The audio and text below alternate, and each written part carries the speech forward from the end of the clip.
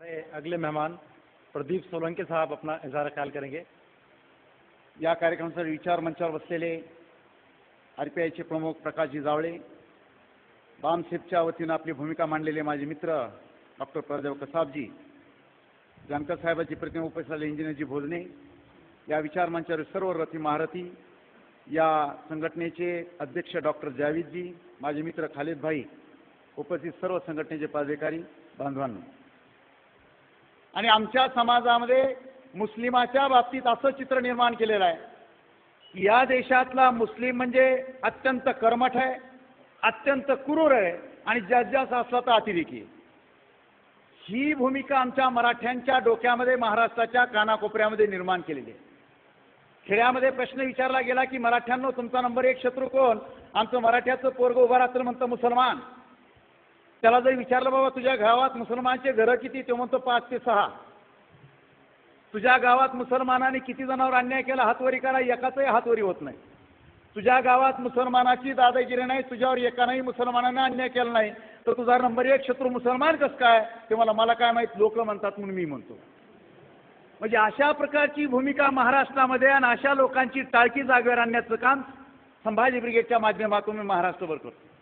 नेमके चित्र उभा केले जातात की शिवाजी महाराज अफजल खानाचं पोट फाडतायत आणि खाली लिहिले असतं दहशतवाद असा संपवावा लागेल. मराठ्याच्या डोक्यात फिट की मुसलमानं मारल्याशिवाय दहशतवाद संपत नाही.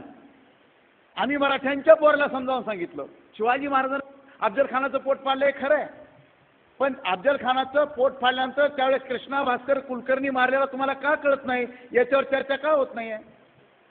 शिवाजी महाराज मुसलमानांचे विरोधक होते असं चित्र का निर्माण केलं? तर चारी बाजूने मुसलमान राजे होते, पण मुसलमान राजे होते याचा अर्थ शिवाजी महाराज मुसलमानांचे विरोधक होते काय?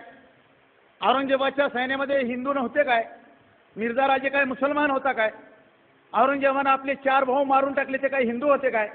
आपल्या बापाला अटक केली ते काय हिंदू होता काय? या सगळ्या सत्तेच्या लढाया असतात हे आम्ही रोज समजावून सांगतो. शिवाजी महाराज जर मुसलमानाचे विरोधक होते तर रोज मराठ्यांच्या पोरला खेड्यापाड्यात मी समजावून सांगतो की शिवाजी महाराज जर मुसलमानाचे विरोधक असते तर शिवाजी महाराजाच्या तोफखान्याचा प्रमुख कोण होता? इब्राहिम खान. शिवाजी महाराजाच्या आरमाराचा प्रमुख कोण होता? दौलत खान. शिवाजी महाराजाच्या घोडदळाचा प्रमुख कोण होता? सिद्दी हिलाल. शिवाजी महाराजाचा पहिला सरसेनापती कोण होता? नूर खान. शिवाजी महाराजाबरोबर आग्र्याला गेलेला मदारी मेहतर मुसलमान. शिवाजी महाराजाचा एकमेव वकील काजी हैदर हाही मुसलमान. शिवाजी महाराजांचं एकमेव चित्र उपलब्ध आहे, त्या चित्रकाराचं नाव मीर मोहम्मद हाही मुसलमान. आणि अफजल खानाचं पोट फाडण्यासाठी ज्या वाघनख्या पाठवून दिल्या तो रुस्तमे जमान हाही मुसलमान. एवढे मुसलमान अधिकारी जर शिवाजी महाराजांच्या सैन्यात असू शकतात तर शिवाजी महाराज मुसलमानाचे विरोधक असतात काय? शिवाजी महाराजांचे 31 बॉडीगार्ड होते आणि 31 पैकी 10 मुसलमान होते. आणि बॉडीगार्ड काय करू शकतो इंदिरा गांधीला जाऊन विचारा. शिवाजी महाराजांनी एकही मस्जिद पाडली नाही, एकही कुराण जाळला नाही.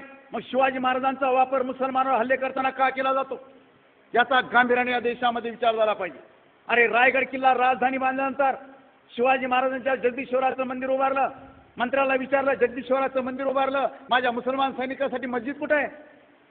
मंत्र्याने विचारलं जागा दाखवा. शिवाजी महाराजांनी स्वतःच्या राजवाड्यातली जागा दाखवली समोरची आणि सांगितलं की इथं मस्जिद बांधा, आणि राजवाड्यापुढे शिवाजी महाराजांनी मस्जिद बांधलेले आहे. हा इतिहास आपल्या देशामध्ये का सांगितला जात नाही? हा इतिहास जर समाजापर्यंत गेला या देशामधली सामाजिक दुरी निश्चित दूर होते. आज महाराष्ट्रामध्ये एक आंदोलन सुरू आहे, जय शिवाजीन पाडा कबर. कुठली कबर? प्रतापगडाच्या पायथ्याची. आम्ही पोराला रोज सांगतो अफजल खानाची कबर पाडा, पण बांधली कोणी? अफजल खानाला मारल्यानंतर शिवाजी महाराज प्रतापगडावर गेले. जिजाऊने विचारलं अफजल खानाचं काय झालं? मासाहेब मारला गेला. त्याचं प्रेत कुठे आहे? प्रतापगडाच्या पायथ्याला पडलंय. काय म्हणले जिजाऊ मासाहेब आई त्यांच्या की शिवबा अफजल खान जिवंत असेपर्यंत अफजल खानाशी वैर होतं. अफजल खान मेला, आपलं वैर संपलं आणि तुझ्या राज्यात कुण्या प्रेताला कोल्या कुत्र्यानं तोडाव तुला शोभणार नाही. अफजल खानाच्या त्या प्रेताचं इज्जतीनं दफन कर आणि तुझ्या विजयाची साक्ष म्हणून तिथं कबर बांध. शिवाजी महाराजांनी अफजल खानाचं दफन करून तिथं कबर बांधली शिवाजी महाराजांनी, आणि वापर केला जातो जय शिवाजीन पाडा कबर. अरे शिवाजी महाराजांनी बांधलेली कबर शिवाजी महाराजांचं नाव घेऊन पाडलं जातं, हे अत्यंत दुर्दैव आहे. आमच्या पोराच्या डोक्यात बसलं जातं काशी न होती, मथुरा न होती, शिवाजी न होते तो सबकी सुन्नत होती. अरे काशीन मथुरा शिवाजी महाराजांच्या ताब्यातच नव्हती. काशीन मथुरा होती औरंगजेबाच्या ताब्यात, ती शिवाजी महाराजांना वाचवली कशी, याच्यावरही विचार होत नाही. म्हणजे अशा प्रकारच्या विचारचक्र जर समाजापुढे सुरू व्हायला झालं तर 100% या देशामध्ये प्रगती होऊ शकते. आज भारतामध्ये एक चित्र उभा केलंय, मुसलमान म्हणजे अतिरेकीच. काल एका कार्यक्रमाला गेलो होतो औरंगाबादमध्ये. आमचा एक संघटनेचा कार्यकर्ता लांबलचक दाढीवाला, आम्ही कार्यक्रमाला जाऊन बसलो. MIDC चिकलठाण्याचा PA आला 15 मिनिटांना. आपण कोण? म्हणजे काय झालं? आम्ही भारताचे नागरिक. त्याला म्हणतो आपण कोण? म्हणजे काय झालं? नाही तुम्हाला दाढी अतिरेकी वाटली आम्हाला विचारायला आलो. दाढी म्हणजे अतिरेकी काय? त्याला मला जरा हळूच बोल, लोक बोलतात डिस्ट्रिक्टवर 42. त्यानं आमचं नाव पिलवून घेतलं, पुढे गेला. कार्यक्रम संपला, त्याला विचारलं का रे बाबा तू काय विचारायला? नाही मला वाटलं मुसलमान आहे काय की म्हणून अतिरेकी वाटलं मला. PA आहे औरंगाबादचा. त्यांना म्हणलं दाढी राखलेला माणूस अतिरेकीच असतो काय? मग मालेगावच्या बॉम्बस्फोटात जे पुराणूक पांडे सापडले हरामखोर, यांना काय दाढ्या होत्या काय? त्या नांदेडमध्ये पुण्याला जे अतिरेकी सापडले झाले ते काय मुसलमान होते काय?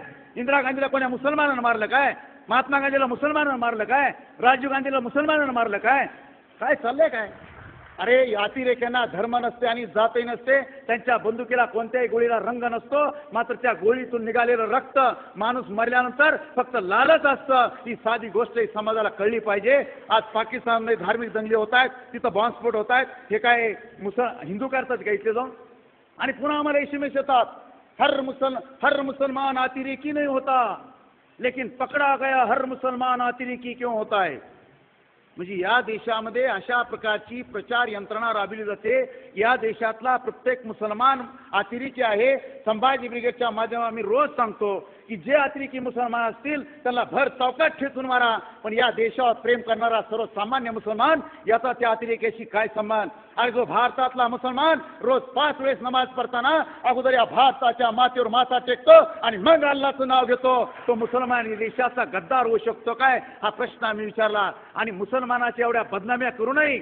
आज भारतामध्ये मुसलमानाचे एवढे धंदे चालतात, त्याचं एकमेव कारण आहे, नम्रपणावर शिकावं तर फक्त मुसलमानाकडूनच शिकावा, हेही आम्ही सांगतो.